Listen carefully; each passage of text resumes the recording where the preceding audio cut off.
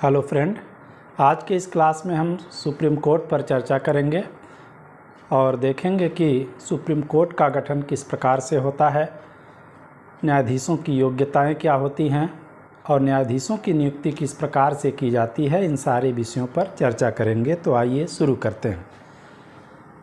सर्वोच्च न्यायालय का गठन अनुच्छेद 124 के अंतर्गत किया गया है।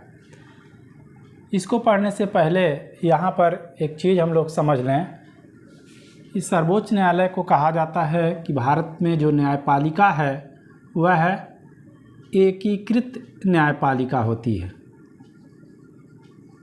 एकीकृत न्यायपालिका है। भारत में जो न्यायपालिका है वो एकल और एकीकृत न्यायपालिका है। इंटीग्रेटेड जुडिशियरी कहते हैं। तो इंटीग्रेटेड जुडिशियरी होती क्या है, इस चीज़ को पहले हम लोग समझ लें। यहाँ पर देखिए, इस तरह से अगर हम न्यायपालिका के स्ट्रक्चर को बनाते हैं तो सबसे टॉप पे जो होता है सुप्रीम कोर्ट होता है। इसके नीचे राज्यों के हाई कोर्ट होते हैं और फिर इसके नीचे जो होते हैं ये अधीनस्थ न्यायालय होते हैं। अधीनस्थ न्यायालय होते हैं। तो सबसे टॉप पर कौन है? सबसे टॉप पर ये सुप्रीम कोर्ट बैठा हुआ है। और यूएसए में जो होती है ये एकीकृत न्यायपालिका नहीं होती है, बल्कि वहाँ पर दोहरी न्यायपालिका पाई जाती है। दोहरी न्यायपालिका क्या होती है, इस चीज़ को हम लोग समझ लें तो अभी एकीकृत एकहरी ये सब अपने आप क्लियर हो जाएगा। दोहरी न्यायपालिका, दोहरी न्यायपालिका, इस चीज़ को हम लोग समझते हैं। यूएसए का जो सुप्रीम कोर्ट है ये संघीय मामलों को देखता है और जो राज्यों के अपने हाई कोर्ट होते हैं ये राज्य के मामले को देखते हैं। तो यहाँ पर दोहरी न्यायपालिका का अर्थ यह है कि यूएसए में राज्यों के अपने हाई कोर्ट होते हैं और ये हाई कोर्ट राज्य के विषय पर ये सर्वोच्च होते हैं। राज्य में हाई कोर्ट जो होते हैं ये सर्वोच्च होते हैं। हाई कोर्ट के निर्णय के विरुद्ध अपील सुप्रीम कोर्ट में यूएसए में नहीं की जा सकती। और जो सुप्रीम कोर्ट होता है ये संघीय मामले को देखता है और ये संघीय मामले में सुप्रीम होता है। तो इस प्रकार से अगर हम देखें तो हम कह सकते हैं यूएसए में राज्य जो हैं 50 राज्य और एक संघ का न्यायालय, यानी कि इस प्रकार से कुल 51 सर्वोच्च न्यायालय हैं। यूएसए में कुल 51 सर्वोच्च न्यायालय हैं। 50 राज्यों के सर्वोच्च न्यायालय, एक संघीय न्यायालय। लेकिन भारत में ऐसा नहीं है। ये भारत में देखिएगा एकीकृत न्यायपालिका की स्थापना की गई है। इंटीग्रेटेड जुडिशियरी है जिसके शीर्ष पर ये सुप्रीम कोर्ट बैठा हुआ है और इन न्यायालयों पर, अधीनस्थ न्यायालयों पर इसका एक तरह से कह लीजिए अधिकारिता होती है। इसको वो कंट्रोल भी करता है। शक्तियों का विभाजन में गणना और अवशेष, यूएसए में क्या किया गया है कि संघ की शक्तियों को बता दिया गया है और एक लाइन में कह दिया गया है कि शेष सारी शक्तियाँ राज्यों में होंगी। लेकिन भारत में आप 7वीं अनुसूची में देखेंगे कि 3 तरह की सूचियाँ होती हैं, संघ सूची, राज्य सूची और समवर्ती सूची। ठीक है, और समवर्ती सूची में ओवरलैपिंग हो जाता है। संघ भी कानून बना सकता है, राज्य सरकारें भी कानून बना सकती हैं। लेकिन यूएसए में क्या है, गणना एवं अवशेष का सिद्धांत अपनाया गया और वहाँ पर संघ के विषय को गिना दिए गए कि ये विषय संघ के रहेंगे, बाकी शेष कह दिया गया एक ही लाइन में, शेष विषयों पर राज्य सरकारें कानून बनाएंगी। तो ये होता है दोहरी न्यायपालिका। तो अब देखिए सर्वोच्च न्यायालय की स्थापना एवं गठन को हम लोग पढ़ लें। सर्वोच्च न्यायालय की स्थापना एवं गठन। सर्वोच्च न्यायालय की स्थापना और गठन की बात आर्टिकल 124 के क्लाज 1 में की गई है। इसमें यह कहा गया है कि भारत का एक सर्वोच्च न्यायालय होगा। भारत का क्या होगा? एक सुप्रीम कोर्ट होगा, जिसमें एक मुख्य न्यायाधीश और 7 अन्य न्यायाधीश होंगे।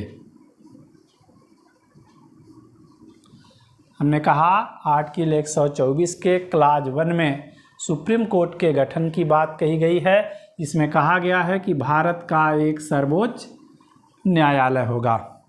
और इस सर्वोच्च न्यायालय में मुख्य न्यायाधीश कितने होंगे? एक मुख्य न्यायाधीश होंगे और 7 अन्य न्यायाधीश होंगे। ये बात कही गई है मूल संविधान में। लेकिन संसद को ये शक्ति होती है, किसको ये शक्ति है? संसद को, राष्ट्रपति को नहीं। संसद को ये शक्ति होती है कि ये न्यायाधीशों की संख्या, उनका वेतन, भत्ते आदि में ये परिवर्तन कर सकती है। तो संसद ने समय समय पर न्यायाधीशों की संख्या बढ़ाई है अपनी शक्ति का उपयोग करते हुए। और प्रेजेंट टाइम में 2019 से एक मुख्य न्यायाधीश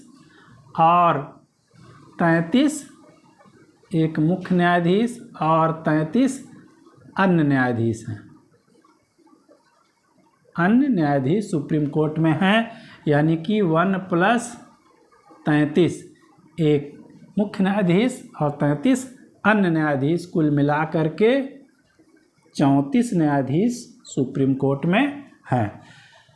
तो क्वेश्चन ये आता है कि सुप्रीम कोर्ट में न्यायाधीशों की संख्या में परिवर्तन करने का अधिकार किसको है? तो ध्यान रखिएगा, यहाँ पर पार्लियामेंट को होता है, राष्ट्रपति को ये शक्ति प्राप्त नहीं है कि वह न्यायाधीशों की संख्या में परिवर्तन कर सके।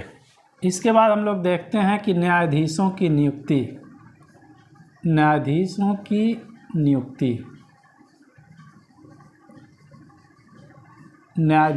नियुक्ति आर्टिकल 124 के सब क्लाज 2 में ये बताया गया है। इसमें यह कहा गया है कि न्यायाधीशों की नियुक्ति राष्ट्रपति करेगा। पहली चीज़, न्यायाधीशों की नियुक्ति कौन करेगा? राष्ट्रपति करेगा। ठीक है। किस प्रकार से करेगा राष्ट्रपति? तो राष्ट्रपति सुप्रीम कोर्ट और हाई कोर्ट के ऐसे न्यायाधीशों से सलाह लेगा। ये सलाह शब्द यहाँ पर इम्पॉर्टेंट है, क्योंकि इसी सलाह के आधार पर विवाद खड़े होंगे, जिससे एक नई प्रणाली जन्म लेगी, जिसको कोलेजियम प्रणाली कहा जाएगा। और प्रेजेंट टाइम में न्यायाधीशों की नियुक्ति कोलेजियम प्रणाली के आधार पर होता है। तो हमने कहा कि सुप्रीम कोर्ट और हाई कोर्ट के ऐसे न्यायाधीशों से सलाह लेगा जिनसे सलाह लेना वह उचित समझे।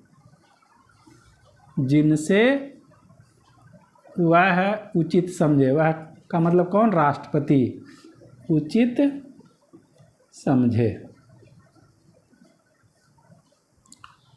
अनुच्छेद 124 के क्लास 2 में कहा गया है कि न्यायाधीशों की नियुक्ति राष्ट्रपति करेगा और वह सुप्रीम कोर्ट और हाई कोर्ट के ऐसे न्यायाधीशों से सलाह लेगा जिनसे सलाह लेना वह उचित समझे। तीसरी बात देखिए क्या कही गई है, मुख्य न्यायाधीश से भिन्न अन्य न्यायाधीश की नियुक्ति की दशा में अन्य न्यायाधीश के नियुक्ति की दशा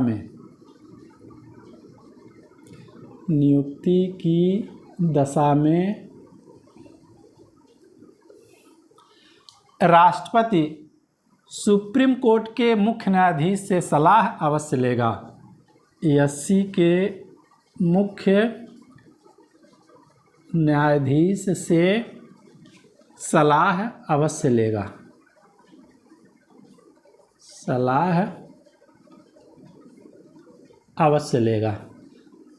तो ये सलाह बाध्यकारी कर दी गई है कि वह सुप्रीम कोर्ट के मुख्य न्यायाधीश से सलाह अवश्य लेगा।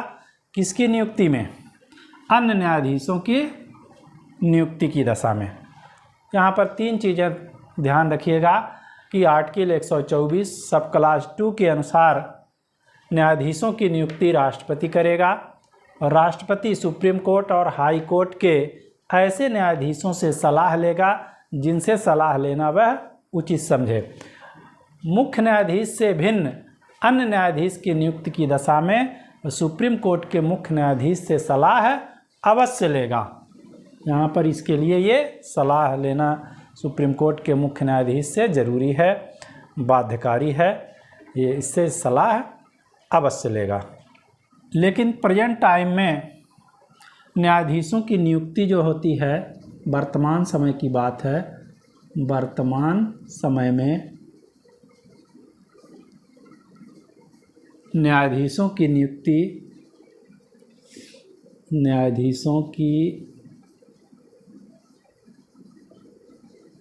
नियुक्ति राष्ट्रपति द्वारा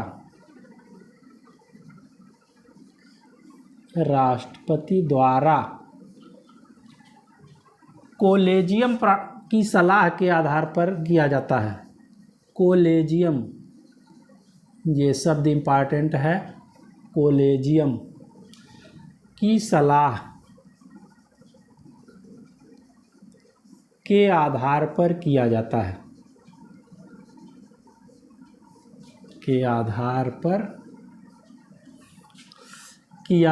है।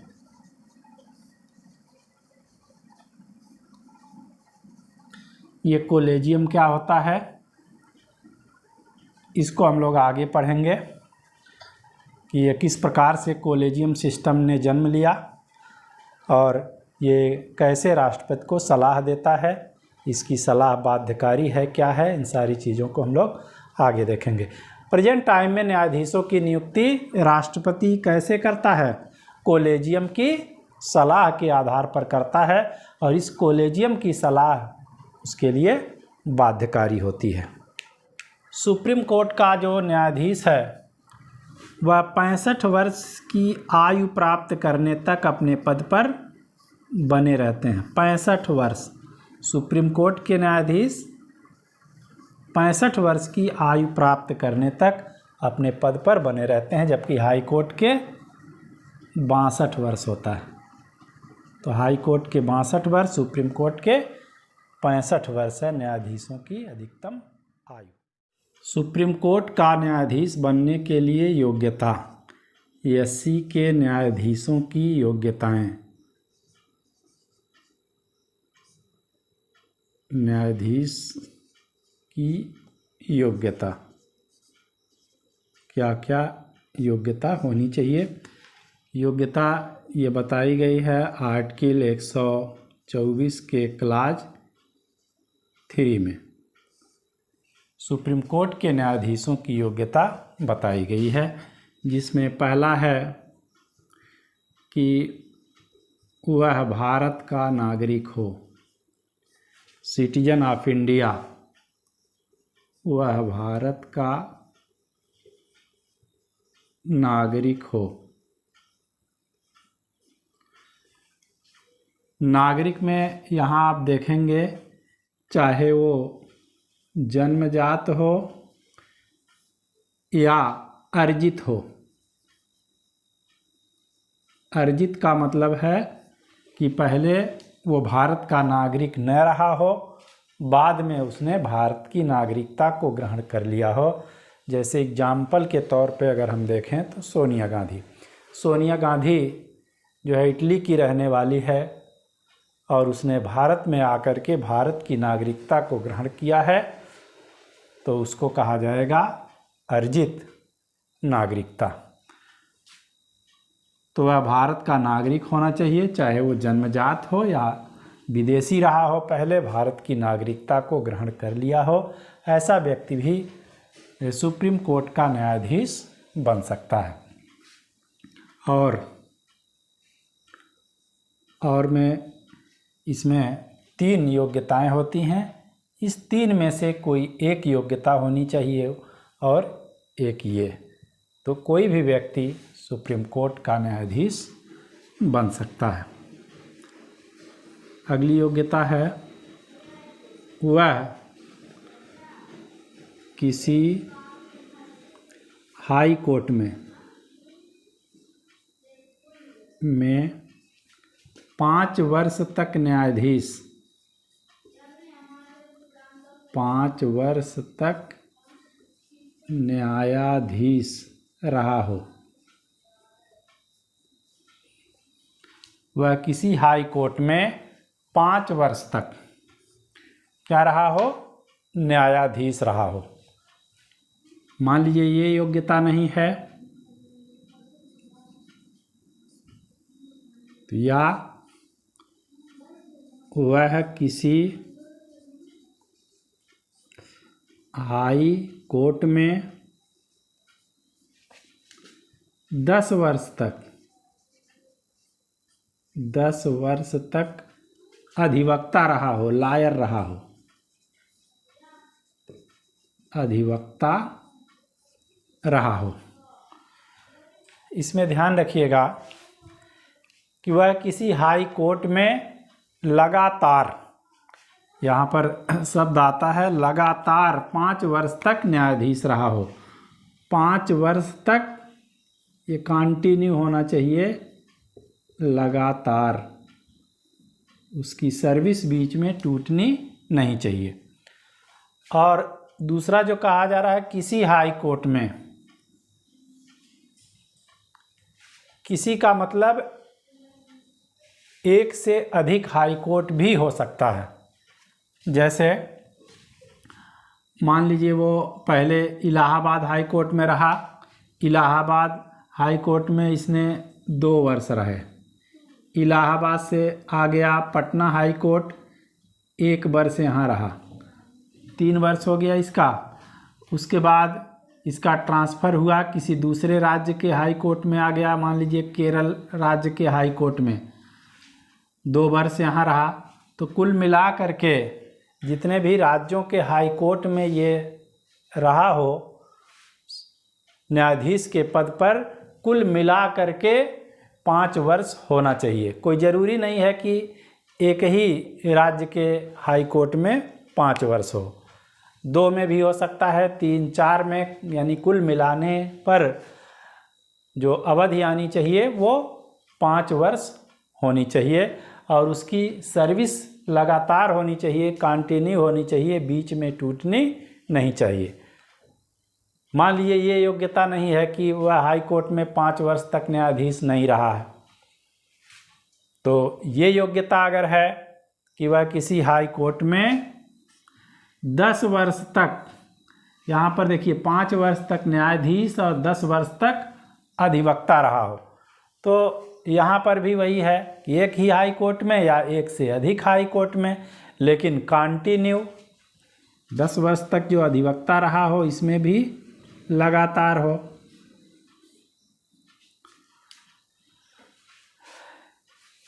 और यहाँ पर एक चीज़ ध्यान रखने वाली चीज़ है कि जो न्यायाधीश की बात कही गई है कि न्यायाधीश जो हो वो 5 वर्ष तक और अधिवक्ता जो हो किसी हाई कोर्ट में वो 10 वर्ष तक। तो यहाँ पर ध्यान रखने वाली चीज़ है कि न्यायाधीश का पद जो होता है अधिवक्ता के पद से ज़्यादा महत्वपूर्ण होता है। इन दोनों में अगर हम कंपेयर करें, न्यायाधीश और अधिवक्ता में, वकील के पद में और एक जज के पद में, तो न्यायाधीश का पद अधिक महत्वपूर्ण माना जाता है। और कहा जाता है जो चीज़ ज़्यादा महत्वपूर्ण होती है उसकी थोड़ी मात्रा ही ज़्यादा कीमती होती है। तो यहाँ पर देखिए पद इसका महत्वपूर्ण है, इस नाते इसकी थोड़ी मात्रा यानी कि 5 वर्ष योग्यता बना दिया गया। और इस न्यायाधीश की तुलना में वकील का पद जो होता है उतना महत्वपूर्ण नहीं होता है, इस नाते इनको 10 वर्ष यहाँ पर रखा गया। जैसे होता नहीं, सोना अगर थोड़ा ही है, थोड़ी मात्रा उसकी ज़्यादा कीमत दे देती है और उसकी तुलना में चांदी हुआ, तांबा हुआ तो उतना महत्व नहीं दे पाता है। चूँकि न्यायाधीश का पद अधिवक्ता के पद से ज़्यादा महत्वपूर्ण है, इस नाते इसके समय को 5 वर्ष रखा गया है, यानी कि अधिवक्ता का आधा रखा गया है। मान लीजिए वह न तो किसी हाई कोर्ट में 5 वर्ष तक न्यायाधीश रहा हो और न 10 वर्ष तक अधिवक्ता रहा हो, तो एक और योग्यता है, ये भी हो सकती है, या राष्ट्रपति की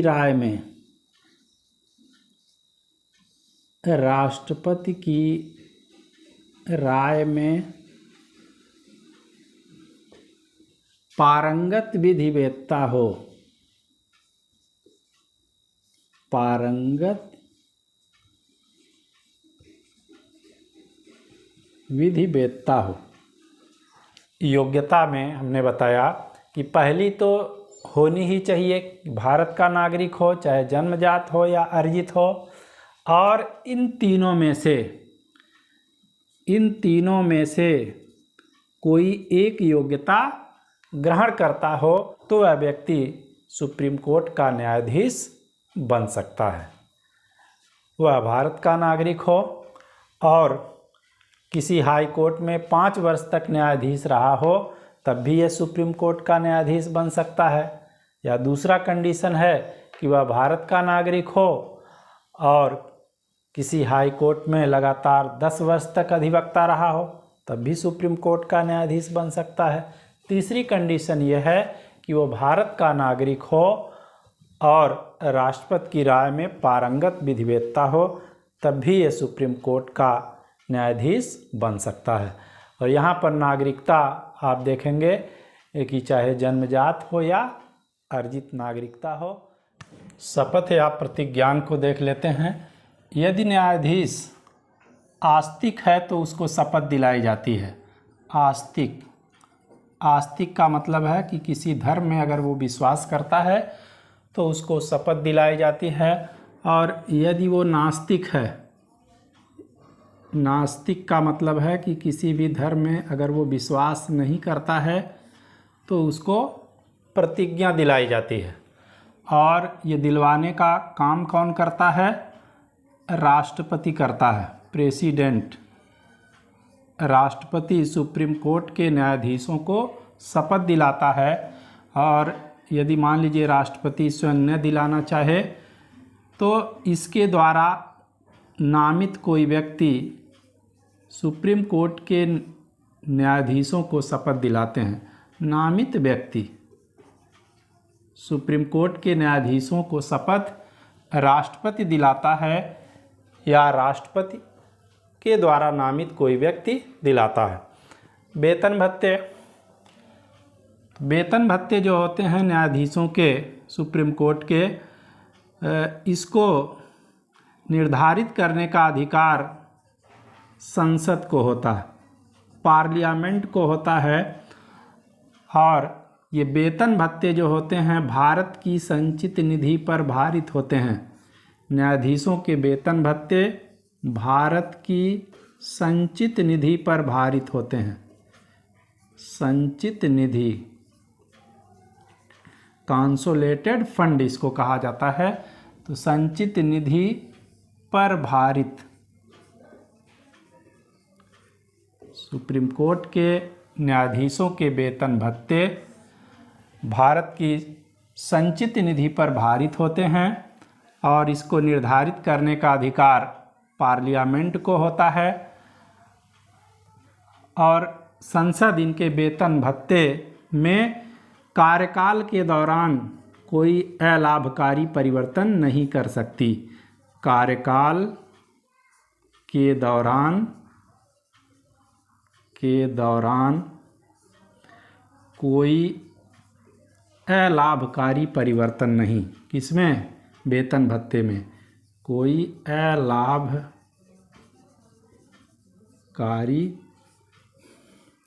परिवर्तन नहीं।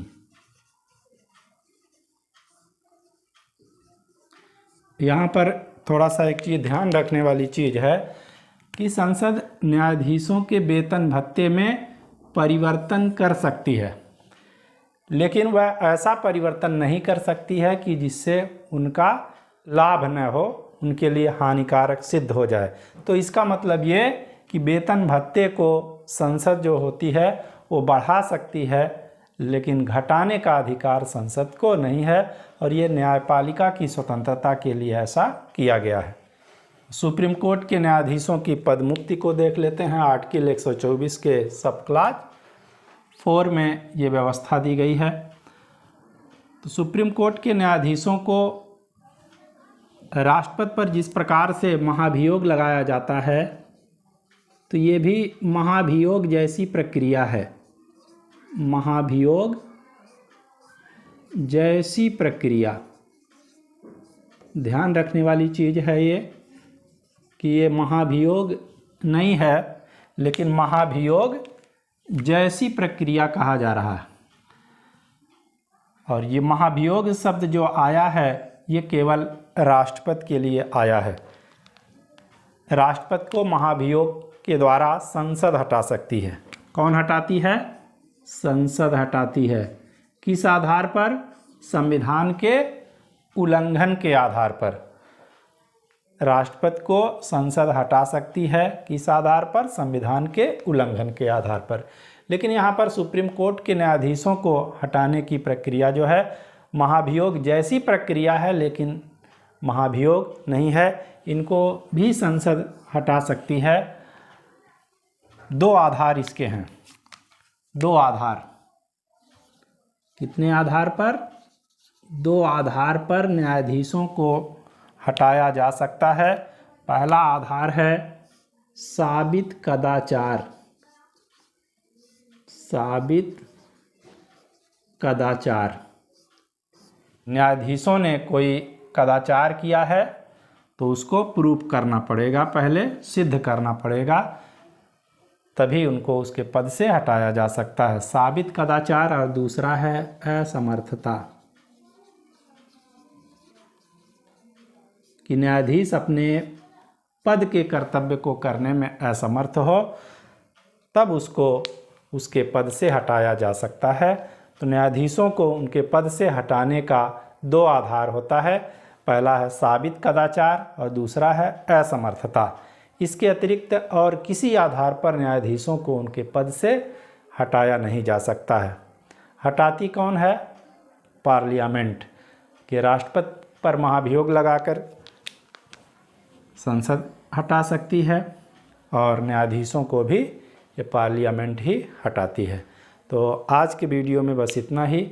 इसके बाद न्यायपालिका से संबंधित अन्य प्रावधानों को लेकर हम अगले वीडियो में आएंगे। तब तक के लिए थैंक यू।